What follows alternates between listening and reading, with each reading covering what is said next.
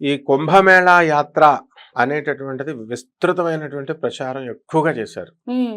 144 సంవత్సరాలకు ఒకసారి వస్తుంది అని చెప్పారు. ఏ మెజర్‌మెంట్‌తో చెప్పారు. హ్మ్.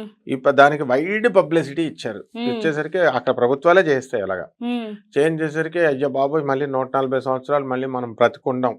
లేకపోతే ఇప్పుడు పోతాం. మనకు మోక్షం రాదు అని చెప్పేసి ఇక బ్యాచీలు ఎళ్ళిపోతున్నారు. హ్మ్. కోటాను కోట్ల మంది. రోజుకి 2,00,00,000 మంది. హ్మ్. మొన్న మౌని అమావాస్యకి ఏకంగా 5,00,00,000 పైనే జనం. హ్మ్. ఈ రకంగా.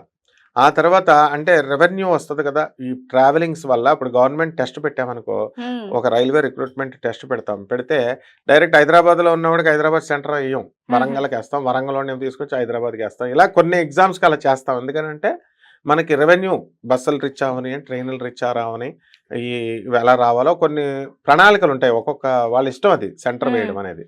అలాగా ఇక్కడ గూడా ఏంటంటే వీళ్ళు ఈ యొక్క స్టూడెంట్ ఎళ్లి అడగలేడు గదా! ఎందుకు నాకక్కడేసావని. హ్మ్. అలాగా వీళ్ళు గవర్నమెంట్ చేసినటువంటి ప్రచారం వల్ల అయ్య బాబోయ్! ఇంకేముందని జెప్పేసి తెగెళ్ళిపోతున్నారు. నేను మొట్టమొదటి నుంచి గూడా చేసుకెళ్తున్నాను, చెప్తున్నాను. సంవత్సరం పొడుగ్గా ఉంటది. ఇప్పుడు 41 రోజులు మాత్రమే కాదిది. ఫిబ్రవరి 13న నేను ఎళ్ళింది ములగడానికి కాదు ఎళ్ళింది. గవర్నమెంట్ తరపున వాళ్ళు ఓపెనింగ్ చేస్తుంటే అక్కడున్నటువంటి గవర్నమెంట్ తరపున నేను కూడా వన్ ఆఫ్ ద గెస్ట్‌గా ఎళ్ళాను.